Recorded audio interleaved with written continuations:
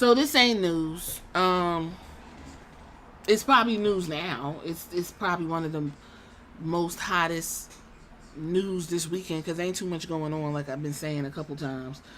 Um, Ricochet. Ricochet has decided that he will not renew a contract with WWE. So here's the question that everyone's going to be asking: did WWE drop the ball on Ricochet? So I'm gonna give my perspective on things and what I remember and what I think may have took the lackluster out of Ricochet. How did I get introduced to Ricochet? Through NXT. NXT again was some of the best wrestling, best storylines, best. I did see Prince Puma at that's what he was called in Lucha Underground because I used to watch it on Netflix. Now I can't even fucking find it. I don't even know. That's one thing. If you don't buy shit on DVD, these fucking streaming services think they could just take and just shelve what the fuck they want and you at the mercy of them. These streaming services are fucking awful. There's nothing on them. They got too many fucking commercials because I'm not paying $15-$20 for shit. But I'm not going on a streaming rant right now. Lucha Underground. A lot of the kids that was on NXT and on all the wrestling went through Lucha Underground. He was Prince Puma. He was jumping all over that damn ring, and it was fantastic, and it was cool. So I did see him there, but I got my full-fledged introduction when he came to NXT that year in 2018. Okay. The one that sticks out was him and Velveteen Dream in a feud. And we got that fantastic segment where Velveteen was on the mic and they was going back and forth, and Velveteen said to Ricochet, like, you can't do nothing. I know how to do everything you doing. I could flip. I could do all of that. You can't show me nothing. And so Ricochet was like, I can't show you nothing. Velveteen was like, nope. Ricochet ran the ropes and jumped and did a flip backwards, landed backwards, not back first, front first, directly in front of Ricochet. I'm sorry, directly in front of Velveteen Dream. And that's where you get that clip where Velveteen took his glasses down like, are you fucking kidding me? Like, what was that? So good, so good. He was also on the Survivor Series tag team against Raw, that Survivor Series back in, 2021 or 2020. And he was on there with Keith Lee. And he did his first Royal Rumble match too. And that's when Brock Lesnar was throwing him every which way. Now, remember though, the crazy part is that they never revisited was that Ricochet hit Brock Lesnar in his balls, and that is how Drew McIntyre, who ended up winning, eliminated Brock Lesnar. So Ricochet played a role in Drew McIntyre's movement, okay? They never really revisited it. They ain't say nothing about it. But that was something that was always something I remembered that Ricochet did in his run. Ricochet always was in a WWE Championship opportunity, Super Showdown, but Brock just used him as like a fucking punching bag and got to throw him because Ricochet gonna make you look good. Ricochet selling reminds me of old boy, what is his name? Nick Namath. Fantastic seller. He'll make you look good as fuck. That's what Ricochet was used a lot. He was in a team with Cedric Alexander. That's the next person who probably gonna have to leave because I'm not really understanding what the fuck Cedric did to the people back there.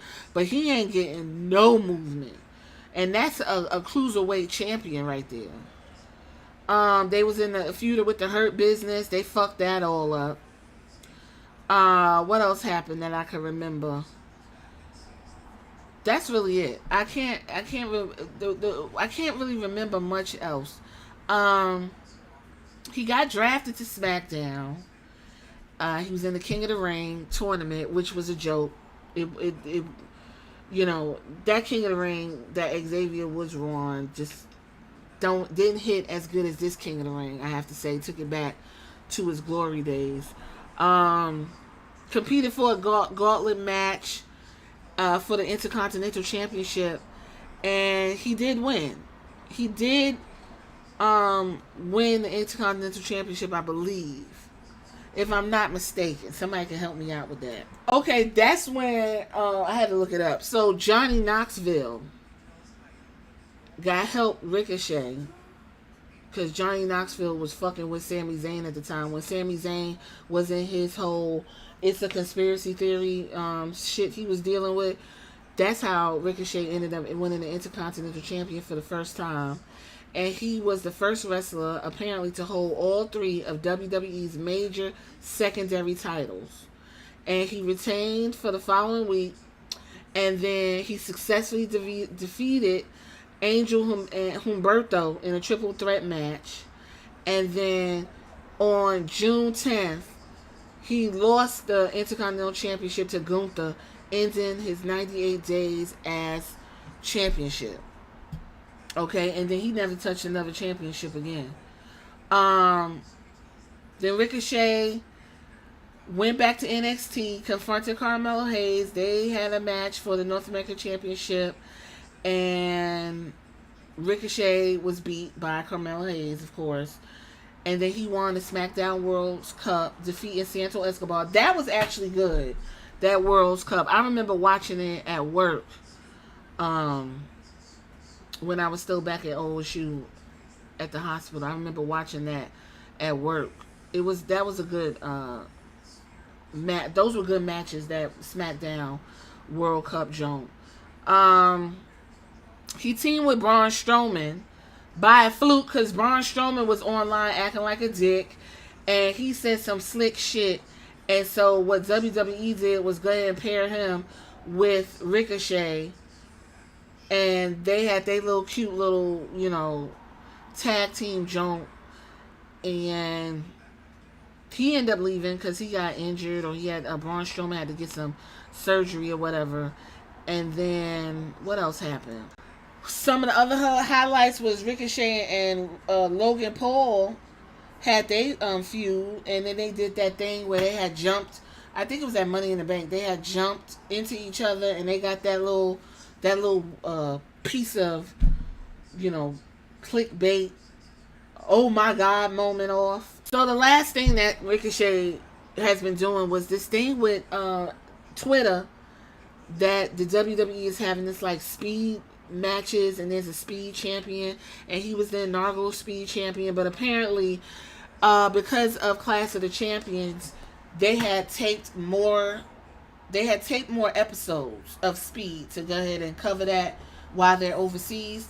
And so that's been leaked, and I didn't care because I don't watch Speed, and I keep forgetting it comes on Wednesdays, but I don't even remember half the time when to watch it. So now Andrade is the Speed champion, and Ricochet dropped it. Now here we are where Ricochet said, I'm done, I'm gonna go ahead and do my own thing, which is funny because King of Bruvs over there on AEW, he told Ricochet, come on over here, this is where you need to be. This is crazy. In 2023, this article, I'm not even kidding you, on this Post Wrestling article, to give credit. Ricochet thinks both Ospreay and Moose from TNA would benefit from the WWE machine being behind them. So he listed Will Ospreay and Impact Wrestling's Moose. He went on to say, Will's up there among the best. Okay, I mean, Will's obviously always got a lot of backing, like Ricochet did before he got here, but I think Will's up there. Will, he's always got a lot, but I think the WWE behind him, it would obviously be a lot more out there. I think there's a couple guys. I got a couple friends, even my homeboy Moose, who's currently obviously working for someone else. But I think Moose, he's got the look. He's 6'4", he's huge, he's great, good in-ring shape. I can't take Moose seriously because he jumped in that trash can that one episode of Impact. So, anyway, he said that's just nowadays. There's a lot of guys out there. I think that's the problem. There's so many good dudes out there right now. And then he said about Ospreay, he said, I don't know if that's a thing. Will's just going to show up at the O2 for Money in the Bank. But, and honestly, Seth Rollins has got a lot to worry about on his side. That's when the Money in the Bank thing. He doesn't really need to be thinking about no outside interference. So, as cute and cheeky as it is, Seth's got a lot more to worry about on his plate now than a Forbidden Door match or whatever you call it type match. Obviously, to have the two worlds, there's a lot going into it that would obviously make it that a big match. Obviously, I don't want to take away from that, but I'll smack you in the face too, Will. Okay. So with that being said, we fast forward, and you know, from what Ricochet was saying back in 2023, apparently Will Ospreay was like, in an interview not really recently, he called Ricochet's booking appalling. He went on to encourage his former rival to bet on himself, even if that meant inciting a clash between them once more. They have history, apparently, in New Japan Pro Wrestling Guerrilla, Evolve, and more. Almost 7 years on from their last clash in the What Culture Pro Wrestling. However, Ospreay has arguably emerged as the more successful of the duo. So, Ricochet, like we already went through it, he won some stuff. He dropped the speed belt, aka the 24/7 championship. Also, Ospreay blasted Ricochet's booking, going as far to say the company's handling of the 35-year-old is appalling, as he sees him as being on the same level as Rey Mysterio. And I quote, he says, I keep up with him all the time, and sometimes I get a little bit sad about it. I hope that he's not sad, and I hope he's really happy. I keep up with him as much as I can, but I feel like people are forgetting who Ricochet was once upon a time. All of the high flyers that you see, and myself included, we all took inspiration from Pac and Ricochet. The fact they only value his time under 5 minutes is appalling to me. I just want people to remember who he is. If you go back and look at 2012 to 2013 Dragon Gate Ricochet, he was untouchable at the time. When it came to his generation of high flyers, he was the greatest, and he's the greatest high flyer ever. I know it sounds weird, but I do put him on the same level as Rey Mysterio. I don't know, quote, he said, quote, I don't know much longer he's got with his contract, but I think it might be up soon, man. I don't know. I want him to show that there are people that here generally appreciate his work, and I want to wrestle with him. I want him back here. I want him to know that there isn't a bar. You are the fucking bar.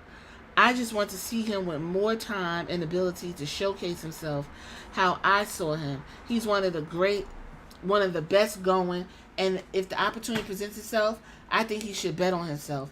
I think he should remind himself that he is one of the best high flyers to ever do it. If it means that he's got to come for me, then do it, boss, because I'm right here waiting for you. You know what? That's actually fantastic and very motivational for Ricochet to hear, because I do think WWE dropped the ball. And before I go, if you made it this far, where did they drop the ball? Do you remember when Vince McMahon was changing people's names and their music, and they had Aleister Black coming up out the floor and his shit was all creaky and stuff? It was like, when they added those gunshots to Ricochet's intro music when he first was on the main roster, I was like, oh my god. Anyway, I think Ricochet will end up in AEW, and I think those matches are going to be fantastic for the sickos that are over there. And I hope he does bet on himself. I think any wrestler should bet on themselves. So good luck to Ricochet. Quickly, is Samantha Irving leaving? I don't think so. Samantha Irving is in a better position than Ricochet. Y'all tell me what y'all think in the comments if you made it this far. Appreciate you.